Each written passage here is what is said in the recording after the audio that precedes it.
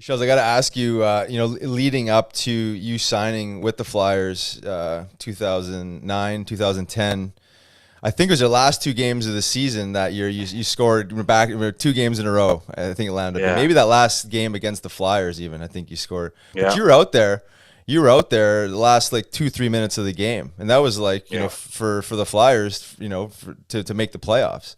And and them and you guys, yeah, exactly, either one. It was going to be either one. It was either one, yeah, and it was Torts, right? Torts is the coach.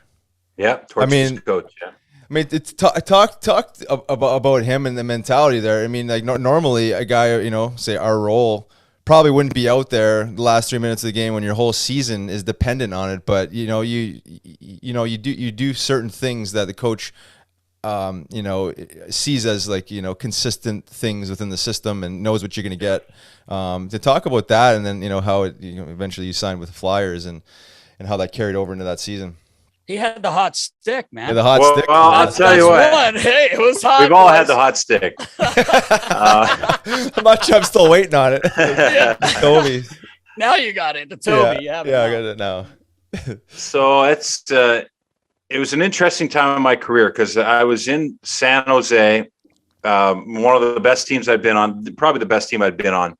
We were supposed to win the Stanley Cup. The 2 years I was there, we were loaded. And, the next year, that second year I was there, it's the Olympic year in 2010. And, there's 2 trade deadlines, one before the Olympic break, one after. So the one before, I know I'm going to get traded. So I'm in San Jose for 2 weeks. I'm with the team. I'm still around. I'm playing, and I know I'm going to get traded. So, New York steps up, and they make this trade for me before the deadline. So now I go from San Jose to New York City with my wife who's pregnant and my 1-year-old son, and we're now in Manhattan. And so when I thought my career was going to be over, so I had this mentality when I got to New York that I was going to be there for the next 10 weeks, and I was going to enjoy every single second. Every second I was there, I would walk to Madison Square Garden on game day with my headphones in, and I would just marvel at the city. And I'd get there, and the guy at the rope would be like, "Come on in, Mr. Shelley," and I'd be like, "This is the coolest thing ever. This is Madison Square Garden." Everything I did, we had great personalities there. Guys like Sean Avery, Marion Gabrick, Chris Drury, Ryan Callahan, John Tortorella was the coach, and Glenn Sather was around. Mark Messier was there for lunch. I sat down at an empty table with Messier one day for lunch and chatted with him for 45 minutes. And it was like, wow. I took advantage of my opportunities. Torts would be in the weight room. Everyone would be, no one would want to go in there. I'd stroll right in and say, "Hey, Torts, how you doing?" Do my stuff and get out of there. Not to like suck up or anything, just to I had this kind of, you hear about it where you're kind of in the zone or free thinking mentality. I had it and I enjoyed it and I brought it to the games and I loved having the Ranger blue on. And then when I think about that mindset, and I think back, I'm like, how do you bottle that up? It's really where I was in my life. I was a little bit older. I thought I was done, and I was just going to enjoy it, like inside the ropes being done.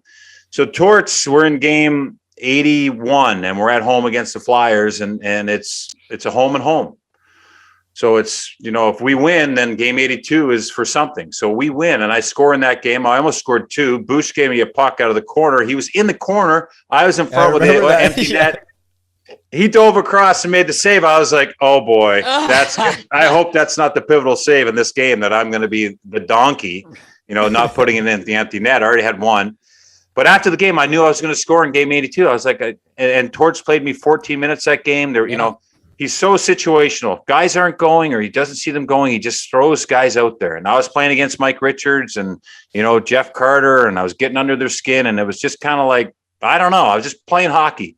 And I wish every player like us, Riley, could experience it because it was magical. You know what I mean? Yeah. And then, unfortunately, for the Rangers, we go home after the loss in a shootout. We had Lundqvist. He practices shootouts in warm-up. Yeah. We had this. We talked about that. We got Giroux and Briere, and we got Christensen and Olli Jokinen and old Bushi with that little shuffle, and took you guys right to the Stanley Cup Finals against the Blackhawks. It was a heck of a year. And Holmgren and my agent had talked, and Philly was interested, and I was thrilled because that was a team I really liked growing up, and it was just that's how I got to Philly, and that's how I ended that season, and it was just one of those mindset things, and I really enjoyed it. Who do you feel like you maybe, I don't know, learned the most, who you enjoyed the most out of your career? Because you had some pretty good coaches. My favorite and the one I enjoyed the most is obviously John Tortorella. I mean, I know he's not for everyone, but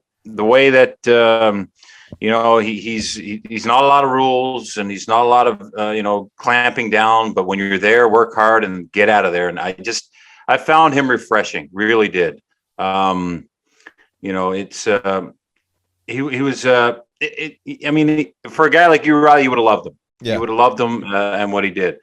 I enjoyed Laviolette. He took the team all the way to the finals the year before, and his preparation, his passion. The guys were talking about his motivational speeches, his pregame speeches before I got there. Those were cool. Those were good. I enjoyed him.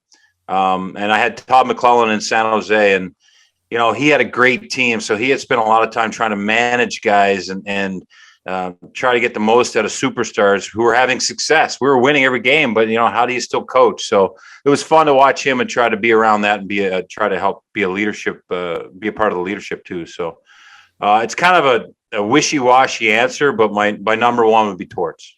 That's awesome. I've been fortunate enough to work with Torts with USA Hockey. Yeah. And I mean, what a human being, like just a great guy, man. Yeah. We were at the World Cup. I was with him at the Olympics in 2010. And he was an assistant to Ron Wilson.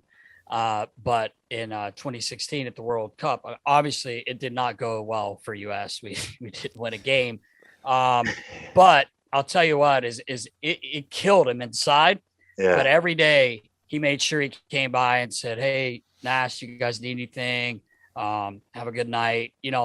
And for a coach in that, situation, all the lights are on you, all the cameras. I mean, just a good man. We've said it before, Scott Hartnell talked about him, and I can't really say anything. Well, I know I can't say anything bad about the man. He's an incredible human. Yeah, he takes care of the trainers. Yeah, really liked him. There's a lot of real positive things said about Torts. I think it's the media that really picks him apart and shows like this. Well, I mean, the emotional side of Torts, right? I mean, that's all they're picking out, and they're making it seem like it's a negative thing, But I hear great things about him all the time. So Vinny Lecavalier told me when he left there. Well, his last couple of years, they had fuck you fights every day. Like he's got Vinny in the office. Vinny wasn't happy, with whatever. Torts wasn't happy, and they were literally like, "Fuck you, no, fuck you." And he'd walk out, and he's in Philly, and he goes, "He's one of my best friends." He's like, "I talk to him all the time." That's great.